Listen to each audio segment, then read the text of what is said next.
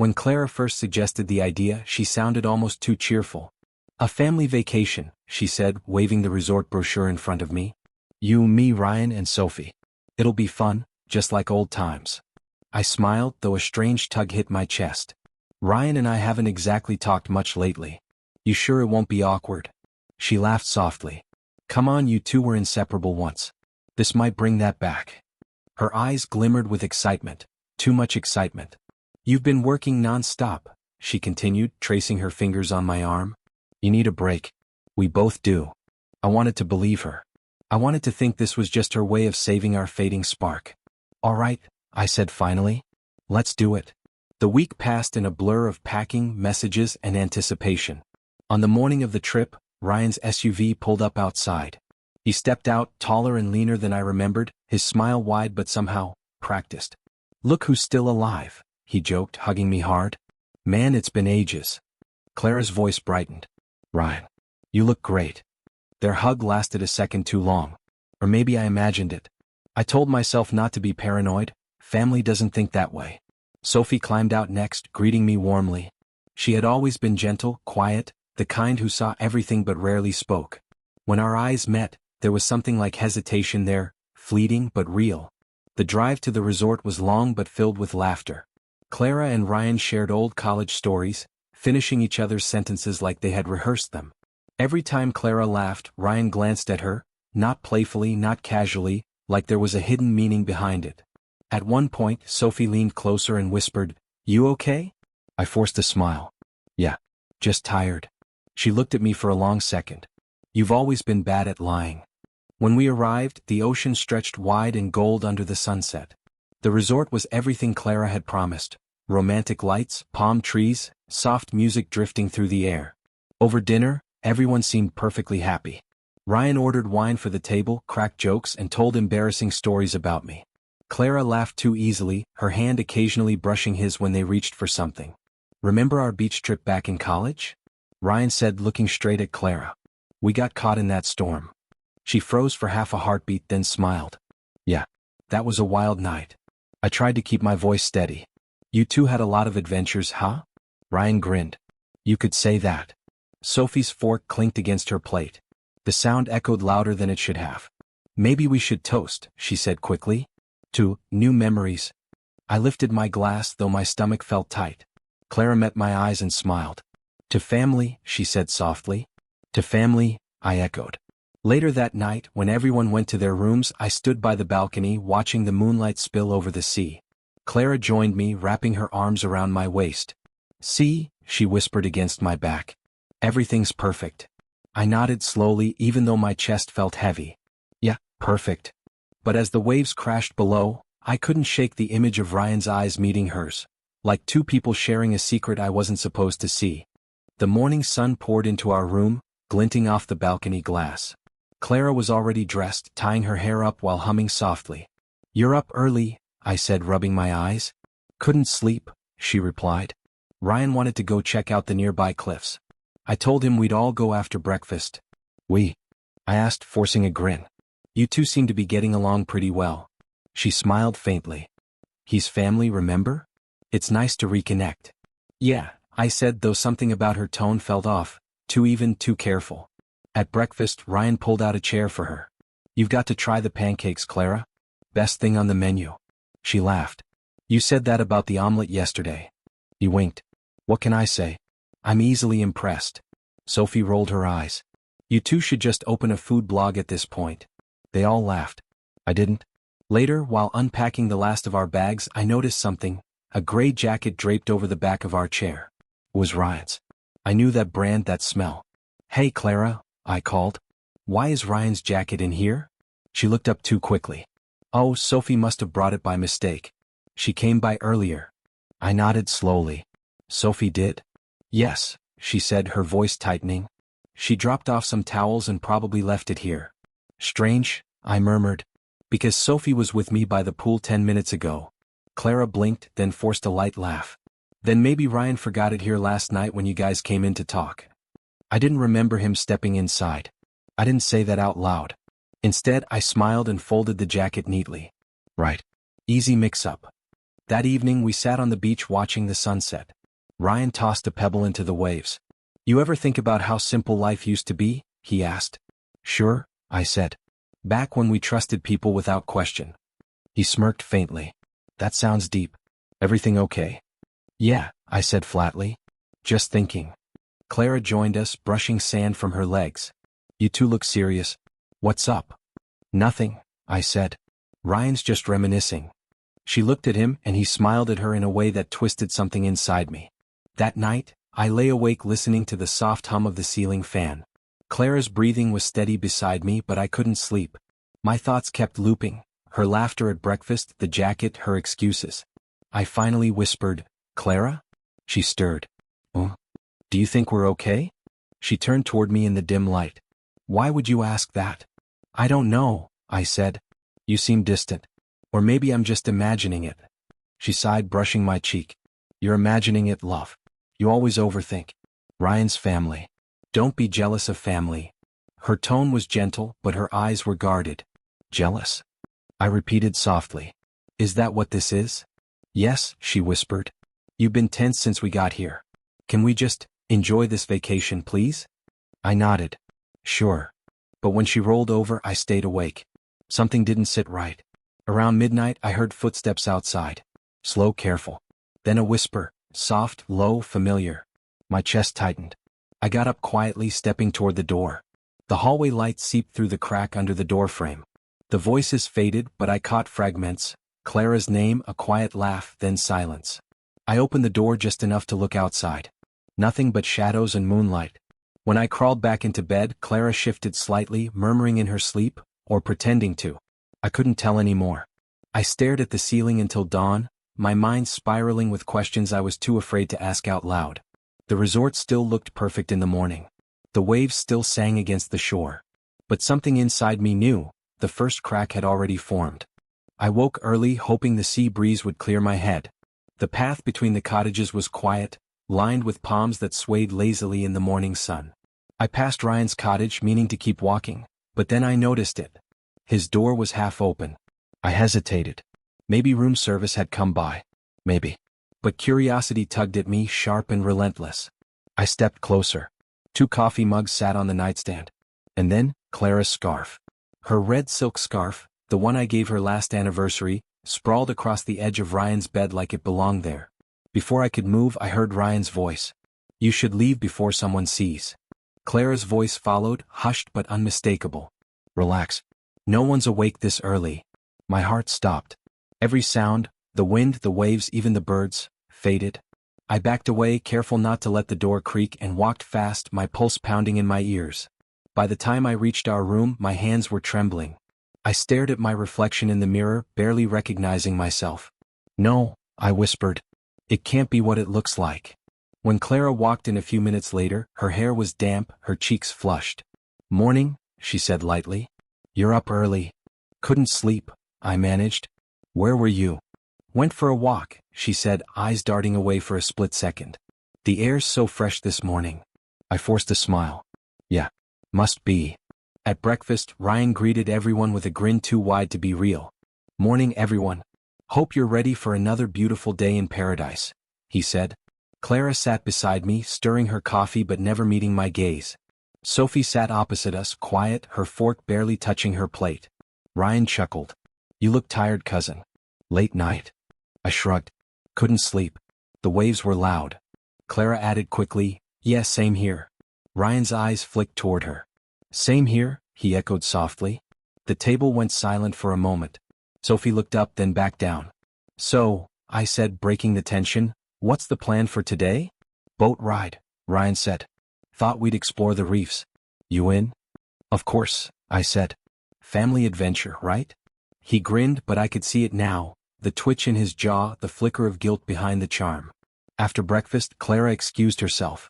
I need to call Mom, she said. Bad signal here. Ryan stood almost instantly. I'll check on the gear by the docks. They left at the same time. Sophie sighed, pushing her plate away. I looked at her. Something wrong? She shook her head. Just tired. You sure? I pressed. Her eyes flicked up to mine, uneasy. Sometimes, when people spend too much time together, Others notice things they shouldn't. I froze. What things? She bit her lip. Forget it? I shouldn't have said that. But I couldn't forget it. That night, when everyone was asleep, I opened my notebook.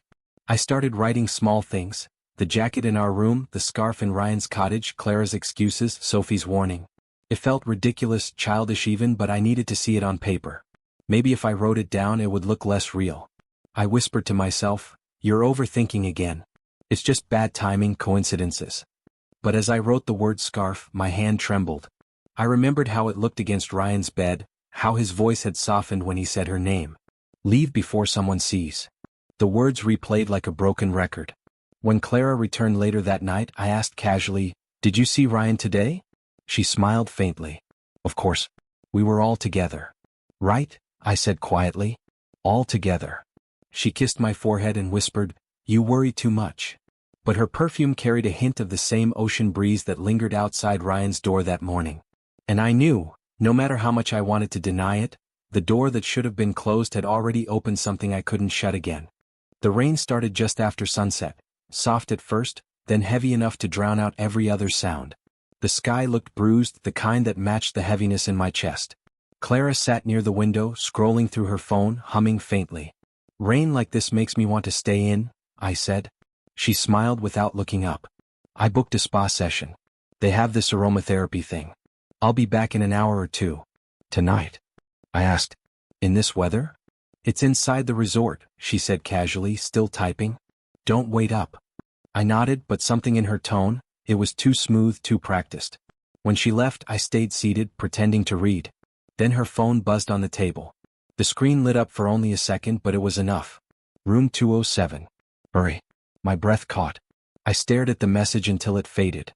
"Room 207, I whispered to myself. My stomach turned. I grabbed my jacket and walked out, my steps slow but deliberate. The rain hit hard, soaking through my sleeves. I didn't care. The corridor leading to the guest rooms was dim and quiet. Only the sound of rain against the windows filled the space. When I reached 207, the door was closed, but the light underneath glowed faintly. I stepped closer, every beat of my heart louder than the storm outside. Then I heard laughter. Hers. And his. My throat tightened. I gripped the doorknob. It didn't move. Lock. My pulse raced. For a long moment I just stood there, staring at that door, fighting every instinct screaming to break it open. Then silence. Footsteps. A low whisper I couldn't make out.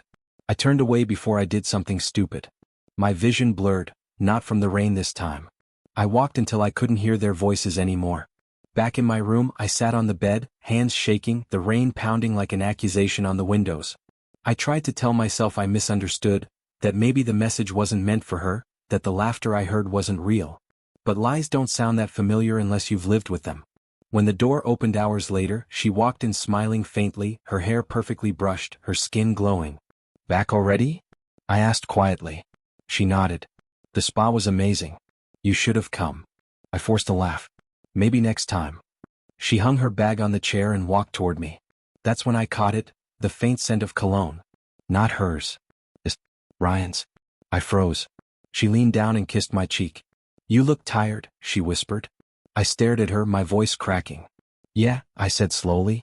"Just realizing how much I don't know anymore." Her eyes flickered just for a second. Then she smiled again as if she hadn't heard me. "You worry too much. Get some sleep." She walked into the bathroom, humming softly. The sound echoed through the door, cheerful and cruel. I sat there, staring at her phone lying on the table again. My reflection in the screen looked hollow, unrecognizable. I wanted to ask why. I wanted to demand answers. But my chest hurt too much to speak. When she came out, wearing her robe, I asked quietly, "Was it worth it?" She blinked. "What?" "The spa," I said quickly. "Was it worth going out in the storm?" "Oh," she said, smiling faintly. "Definitely. It helped me clear my mind." I nodded. "Good." She turned off the lights and climbed into bed. "Come to bed," she said softly. I lay beside her, staring at the ceiling, listening to her breathing slow as she drifted to sleep. The rain had stopped now, but inside me, everything still poured. Memories, doubts, the echo of laughter behind that locked door. And somewhere in the silence between us, I knew, I wasn't imagining anything anymore.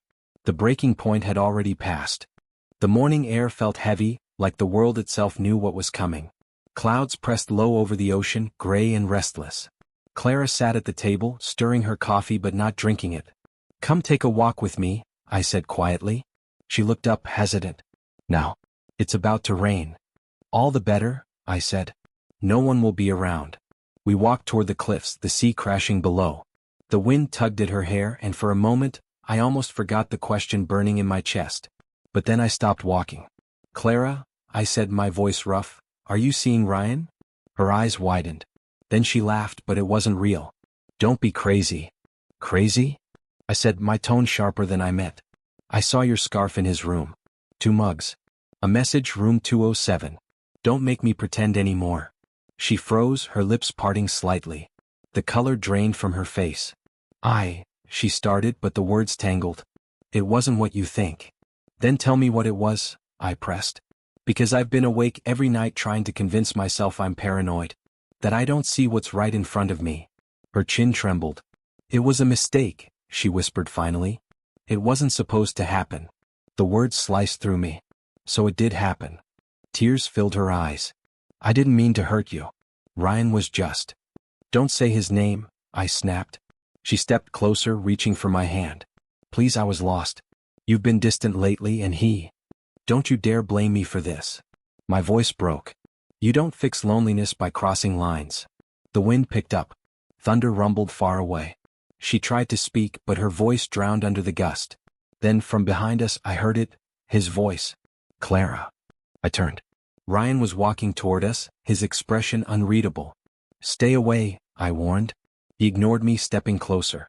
"She came to me long before this trip," he said, his tone calm but cruel. "Don't make her feel guilty for what she wants." Clara gasped.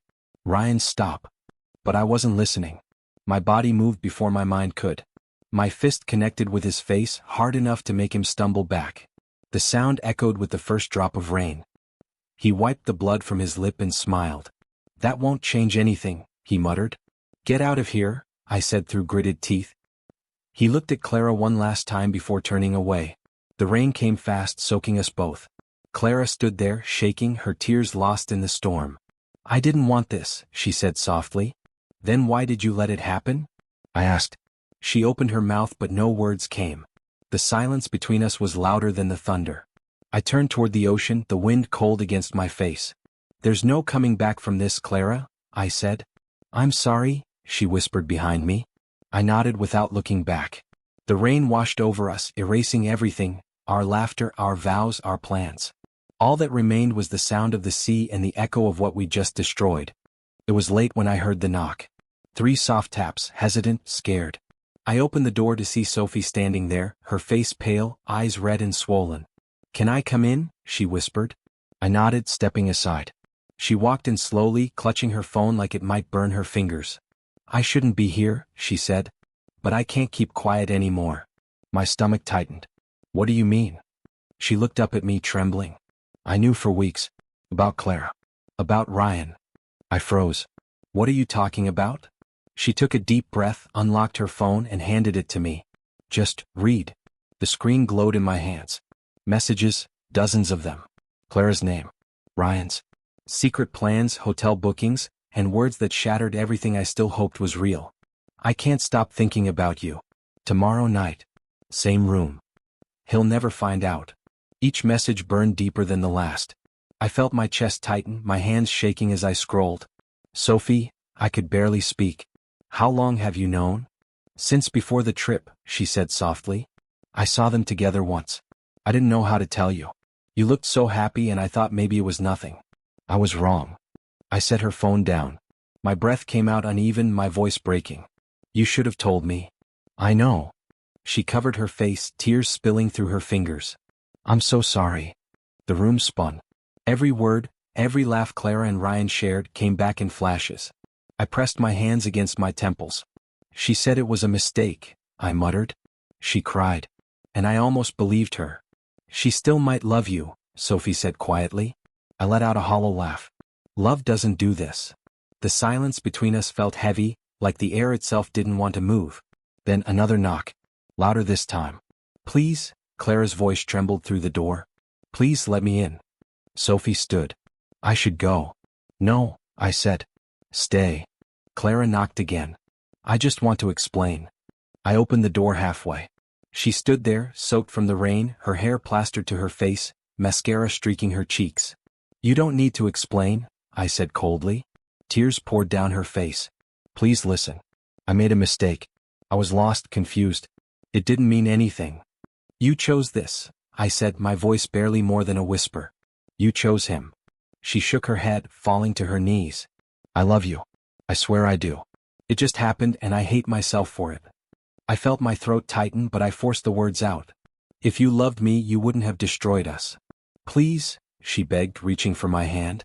Don't do this. Don't shut me out. I looked down at her, broken, desperate, and saw the reflection of my own pain staring back.